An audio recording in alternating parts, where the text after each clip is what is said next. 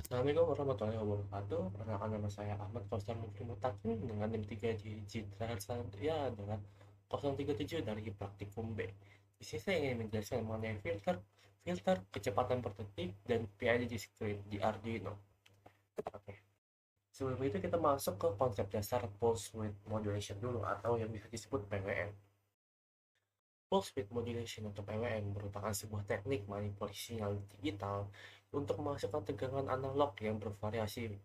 Prinsip kerjanya dilakukan dengan cara mengatur rasio waktu antara kondisi sinyal on terhadap total periode waktu dalam satu siklus, yang biasa dikenal dengan istilah duty cycle. Semakin besar persentase duty cycle, maka semakin besar pula daya rata-rata yang dikirimkan ke beban, seperti pada motor DC atau lampu LED. Dengan frekuensi pengalihan yang sangat cepat, perangkat elektronik tidak akan merasakan proses mati nyala tersebut secara terputus-putus, melainkan sebagai perubahan kecepatan atau kecerahan yang halus. Selanjutnya ada sensor feedback dengan encoder 2 pin. Untuk menciptakan sistem yang cerdas, kita memerlukan alat indera berupa encoder 2 pin yang berfungsi sebagai pemberi umpan balik mengenai posisi dan kecepatan motor. Sensor ini bekerja dengan cara mendeteksi putaran piringan yang memiliki celah atau kutub magnet, lalu mengubah gerakan mekanis tersebut menjadi pulsa elektrik. Penggunaan dua pin sinyal yaitu kanal A dan kanal B sangat krusial karena keduanya menghasilkan gelombang otak dengan perbedaan fase 90 derajat. Perbedaan fase inilah yang memungkinkan sistem untuk tidak hanya menghitung seberapa cepat monitor berputar, tetapi juga menentukan ke arah mana monitor tersebut bergerak, apakah searah jarum jam atau sebaliknya. Lalu selanjutnya ada mekanisme algoritma kontrol PID. Algoritma kontrol PID merupakan otak pemroses yang bertugas memastikan sistem mencapai target yang diinginkan secara stabil dan akurat. Komponen proporsional memberikan respon berdasarkan besarnya kesalahan saat ini. Sementara komponen integral bekerja dengan menjumlahkan kesalahan-kesalahan kecil di masa lalu untuk memastikan target mencapai dengan tepat tanpa ada sisa selisih. Di sisi lain, komponen derivatif berperan sebagai peredam yang memprediksi perubahan di masa depan guna mencegah terjadinya lonjakan yang berlebihan saat sistem mendekati target. Lalu ada integrasi sistem kontrol loop tertutup. Dalam implementasi praktis, tiga komponen ini membentuk satu kesatuan sistem kontrol loop tertutup yang saling berkesinambungan. Proses dimulai ketika penggunaan menetap nilai target, kemudian encoder pin 2 akan terus-menerus melaporkan kondisi real putaran motor kepada microcontroller. Selisih antar target dan kondisi real tersebut diolah oleh algoritma PID untuk menentukan langkah koreksi yang diperlukan. Hasil pertemuan PID kemudian diwujudkan dalam bentuk sinyal PWM yang dikirimkan oleh driver motor untuk menyelesaikan daya. Siklus ini berulang dalam hitungan milidetik sehingga motor dapat mempertahankan kecepatan secara konstan meskipun diberikan beban bervariasi.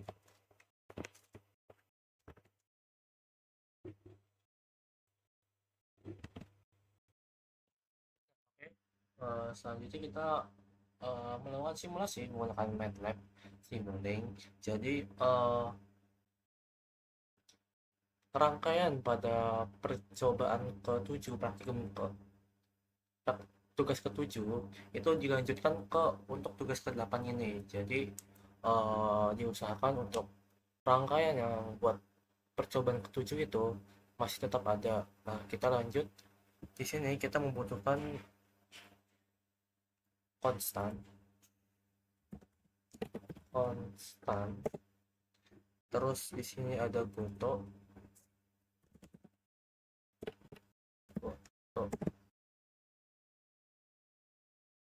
Ini kita sambungin, terus kita tambahin slide, terus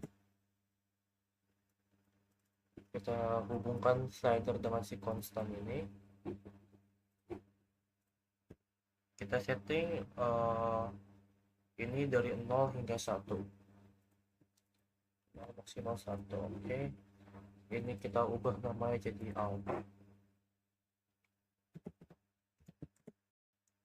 Terus kita butuh blok yang namanya memori dan delay. Oke. Nah, kita butuh blok ini, kita copy paste aja nggak apa-apa. Ini kita sini aja biar gampang. Terus kita ambil alpha dari sini. Aduh, sorry.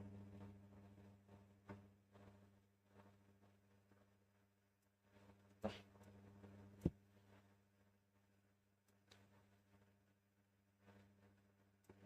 terus kita minta konstan dari sini, kita ambil aja, kita hubungin, cakep. Terus sorry, kita cari uh,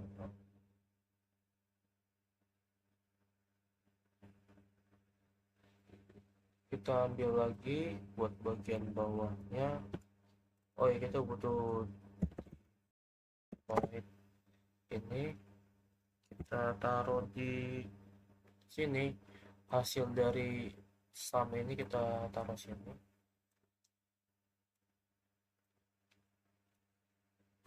Nah, ini kita ganti jadi kali dan kali. Kali itu bintang ya. Terus kita ini, kita butuh juga dua ini ternyata.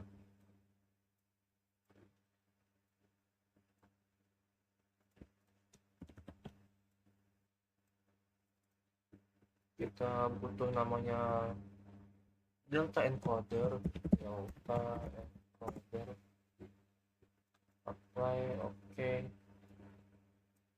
Nah, terus hasil dari ini tuh kita sum, kita jumlahin, sorry, ini plus plus,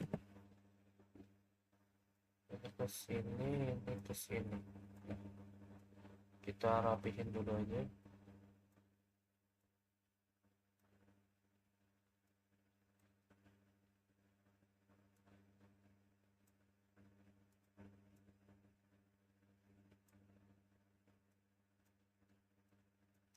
Terus nanti hasil dari ini itu namanya adalah, kita ambil foto, kita ubah namanya jadi speed trap, sorry, speed filter, speed filter. Ya, kita rada gedein biar kelihatan namanya dia ini juga. Nah, ini buat yang percobaan satunya udah jadi.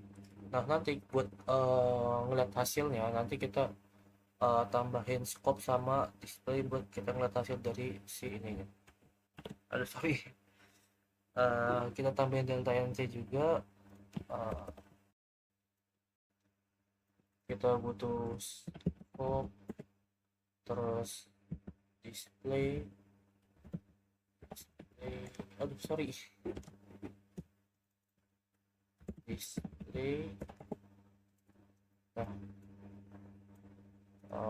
ini kita taruh sini, ini kita taruh sini, ini terus ini kita butuh dua,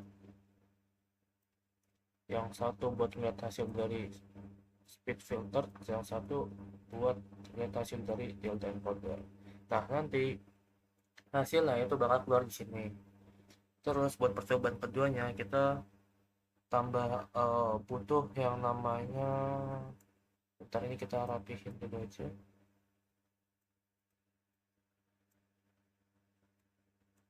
Nah, nanti kan misalnya kita butuh alpha yang beda-beda. Nah, di sini kita bisa gonta-ganti. Hasil ini itu bakal masuk ke alpha ini. Nah, terus ini kita tulis saja. Terus kita butuh buat percobaan kedua itu buat kecepatan per secondnya, kita butuh namanya clock ini. Terus kita butuh namanya delay, terus ada goto lagi, Oh sorry, foto kita butuh dua. Nah ini clock ke arah sini. Oh sorry,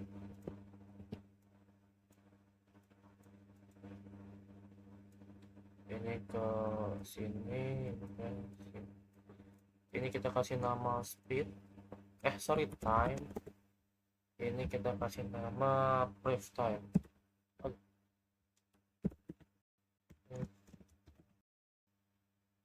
Kenapa ini brief time? Brief time itu kan artinya kayak sebelum waktu yang sekarang. Jadi ini waktu yang sekarang, ini waktu sebelumnya. Kenapa ini waktu yang sebelumnya? Karena kita ada delay di sini. Terus kita butuh sorry, bukan ini.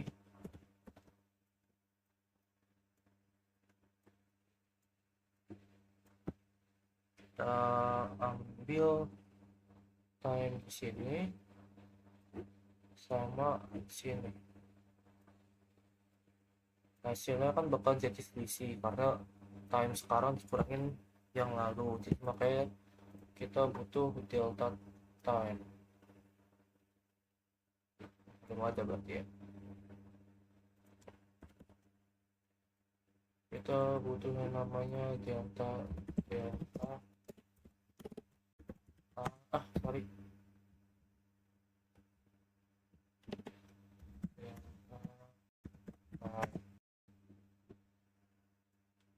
nah habis ini delta time nya itu kita masukin ke operasi.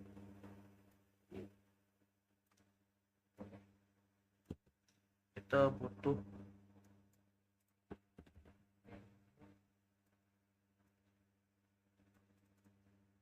ini, kita ganti yang jadinya kali jadi kali bagi, terus kita masukin ke sini, hasilnya itu speed.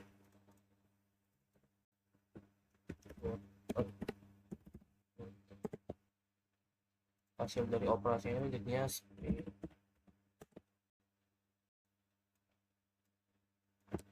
Ini buat percobaan kedua. Nah sama kayak tadi, buat ngeliat hasil dari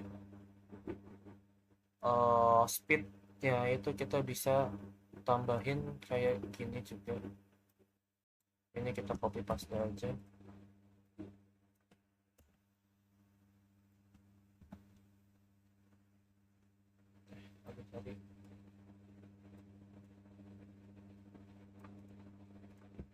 Sini kan diminta speed filter sama speed, itu berarti kita ganti ini, kita ganti jadi ini aja. Nah ini buat percobaan keduanya.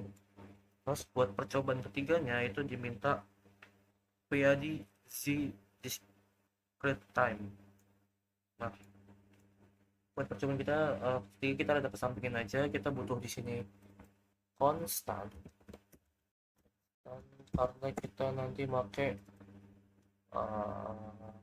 sliders lagi, slider. Kita sambungin dulu aja. Ini skalanya dari minus 600 sampai 600. Kita okein. Terus kita ambil kuto.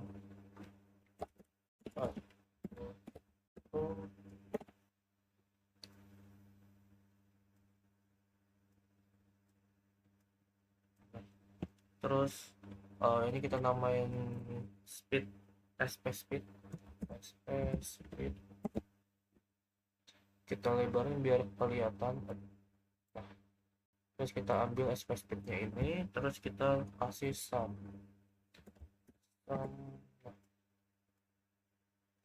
Sumnya kita ubah jadi plus minus.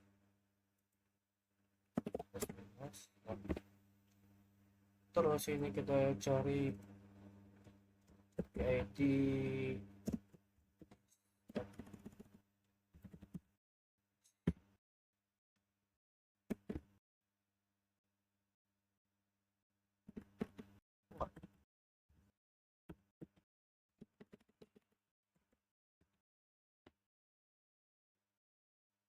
Oh ini sorry, ini terus kita cari foto lagi,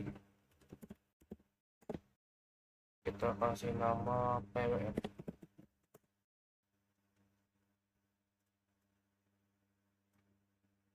Kita bisa sambungin.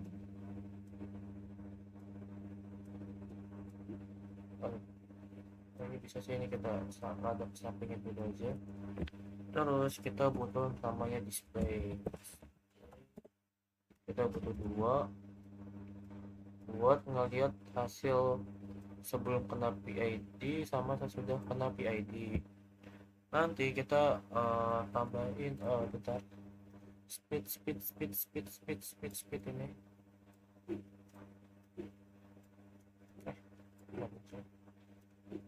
Kita butuh speed di sini buat jadi feedback dari si sama ini. Nah nanti sama kita juga ngecek juga di sini, kita ambil aja dari sini, kita pindahin biar memperjelas bahwa ini buat bagian sini. Buat yang SP speednya kita ganti jadi buat speed filternya kita ganti jadi SP speed. Nah ini buat rangkaian dari tugas 8 buat percobaan 1, 2, dan 3 nya. Buat hasilnya nanti di video setelah ini. Apabila slider ke arah kanan atau banyak ke kanan, motor DC akan searah jarum jam. Dan sebaliknya, apabila arah slider menunjukkan negatif, maka akan berlawanan arah jarum jam. Nah, di sini merupakan percobaan kedua dari rangkaian tersebut. Dapat dilihat motor dapat berbalik arah sesuai dengan nilai yang dihasilkan. Ini merupakan percobaan ketiga yang dimana motor sama dapat berbalik arah juga. Sekian dari saya, kurang lebihnya mohon dimaafkan. Wassalamualaikum warahmatullahi wabarakatuh.